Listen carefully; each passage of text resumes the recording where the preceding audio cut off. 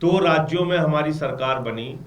दिल्ली में 10 साल तक हम रहे, पंजाब में लगभग 3.5 साल हो चुका है। और जब आम आदमी पार्टी की आप बात करते हैं तो आपको दो प्रमुख मुद्दे सबसे ज्यादा याद आते हैं, बिजली, शिक्षा। फ्री बिजली कौन दे सकता है? आम आदमी पार्टी। फ्री और अच्छी शिक्षा कौन दे सकता है? आम आदमी पार्टी। पूरे देश में अगर आप मोहल्ला क्लिनिक की स्वास्थ्य सेवाओं की बात करेंगे, कौन याद आता है? आम आदमी पार्टी। अच्छे फ्री पानी, आम आदमी पार्टी। तो अगर आपको झगड़ा कराना हो, नफरत फैलाना हो, तो आपको बीजेपी याद आती है। झालावाड़ में बीजेपी याद आती है। उत्तर प्रदेश में सरकारी स्कूलों के बंद करने के फैसले पर बीजेपी याद आती है। मध्य प्रदेश में सरकारी स्कूलों को बंद करने के फैसले पे बीजेपी याद आती है। हरियाणा में सरकारी स्कूलों को बंद करने के फैसले पे बीजेपी याद आती है। लेकिन शानदार ऐसे स्कूल जहां पे स्विमिंग पूल का निर्माण हुआ हो, एथलीट के ग्राउंड बने हो, हॉकी के ग्राउंड बने हुए, तो आपको दिल्ली के अरविंद केजरीवाल, मनीष सिसोदिया के द्वारा बनाए गए सरकारी स्कूल याद आते हैं। तो पंजाब में वहां के स्कूल ऑफ एमिनेंस आपको याद आते हैं। यानी शिक्षा जो है वो आम आदमी पार्टी की राजनीति का प्रमुख हिस्सा है। हम मानते हैं राजनीति शिक्षा पे होनी चाहिए, स्वास्थ्य पे होनी चाहिए, बिजली पे होनी चाहिए, पानी पे होनी चाहिए, आम इंसान की जरूरतों पे होनी चाहिए। और उत्तर प्रदेश में जिस तरीके से शिक्षा को बर्बाद किया गया, 26,000 सरकारी स्कूल पहले बंद किए गए, अभी 27,000 सरकारी स्कूल बंद करने का फैसला योगी जी की सरकार ने लिया। 5,000 स्कूल बंद करने का आदेश उन्होंने जारी कर दिया। उसके लिए आम आदमी के पार्टी के कार्यकर्ता गांव गांव में जा रहे हैं। जब हम जाते हैं तो हमारा अनुभव क्या है मैं आपको बताता हूं। वहां मजदूर का बच्चा पढ़ता है, वहां बेवा का बच्चा पढ़ता है, वहां किसान का बच्चा पढ़ता है, वहां दलित समाज के लोगों का बच्चा पढ़ता है, वहां पिछड़े वर्ग के लोगों का बच्चा पढ़ता है, वहां वो बच्चा पढ़ता है जिसका बाप मजदूरी करता है, अपने बच्चे को सुबह छोड़ के आता है, माँ उसको दोपहर में जाती है लेने के लिए। जो अपने बच्चों को मिड डे मील के लिए स्कूल में भेजते हैं, वो बच्चा वहां पे पढ़ता था। आपने उन सरकारी स्कूलों को बंद कर दिया और कहते हैं संख्या कम हो गई। वहां पे नमक रोटी खाने को दी जाती है बच्चों को, मिड डे मील में भात और नमक दिया जाता है मिड डे मील में खाने के लिए। बैठने के लिए इंतजाम नहीं है डेस्क बेंच का, जिसका जिक्र हरजोत जी कर रहे थे। और मनीष जी, मैं अगर चाहूंगा आप कभी खाली हो और मौका मिले तो आप चलिए उत्तर प्रदेश में बलिया के अंदर एक स्कूल है, 30 साल से बिजली का कनेक्शन नहीं है। पंखा कूलर तो छोड़ दीजिए, आप कनेक्शन नहीं है बिजली का। ऐसे हजारों स्कूल उत्तर प्रदेश में है। तो आप कहते हैं पढ़ेगा इंडिया तो बढ़ेगा इंडिया। आप तो देश को अनपढ़ बना के रखना चाहते हैं। हमारी आने वाली पीढ़ी को आप अनपढ़ बना के रखना चाहते हैं, इसलिए कि उनके दिमाग में आप नफरत का जहर घोल सकें। आप उनका वोट हासिल करने के लिए सिर्फ आप उनको झगड़े, लड़ाई, नफरत की राजनीति में उलझा के रखना चाहते हैं।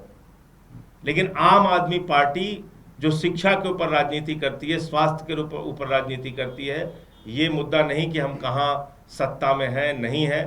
पंजाब में है तो आज की तारीख में बेहतर काम कर रहे हैं। दिल्ली में थे 10 साल, हमने बेहतरीन काम करके दिखाया। और आज अफसोस होता है जब टीचर्स और उनके बाउंसर्स, प्रिंसिपल्स, उनको प्राइवेट स्कूलों के अंदर जब अभिभावक जाते हैं बच्चों के, कहा जाता है 80% बढ़ी हुई फीस देना है।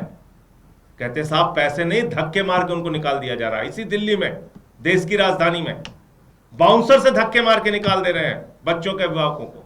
हो रहा है। मनीष सिसोदिया जी 10 साल थे शिक्षा मंत्री, केजरीवाल साहब 10 साल मुख्यमंत्री रहे।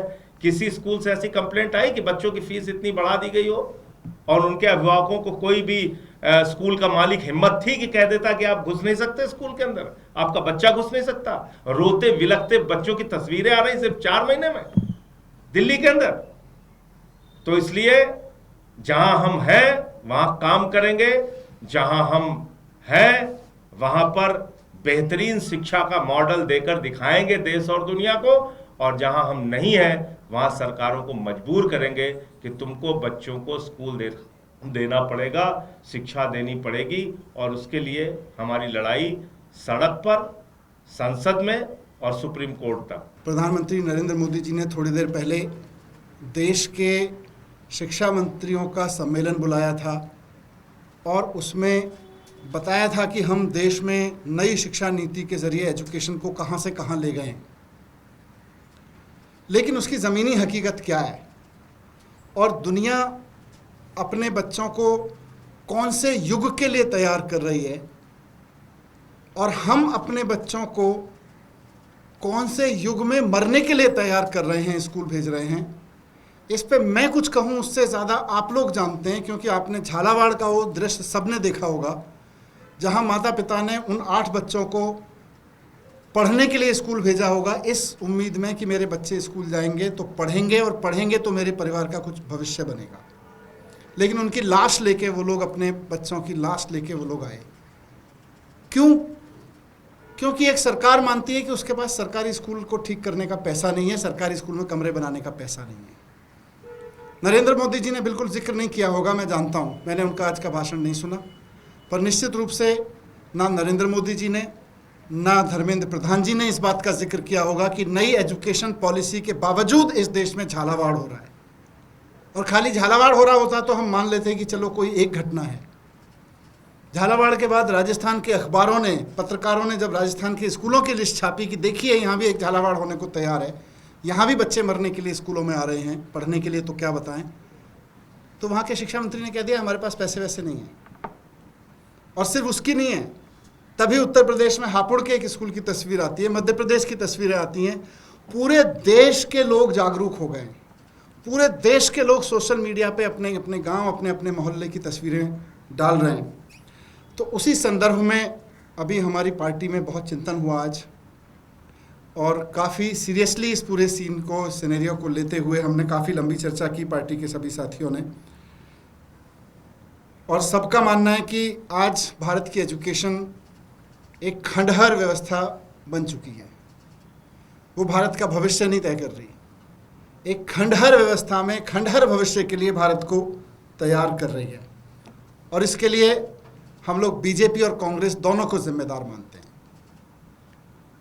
क्योंकि आज अगर भारत सरकार के अपने यूडाइस के डेटा के हिसाब से देखें तो देश के केवल 4.8% स्कूल आज कंप्यूटर लैब युक्त हैं।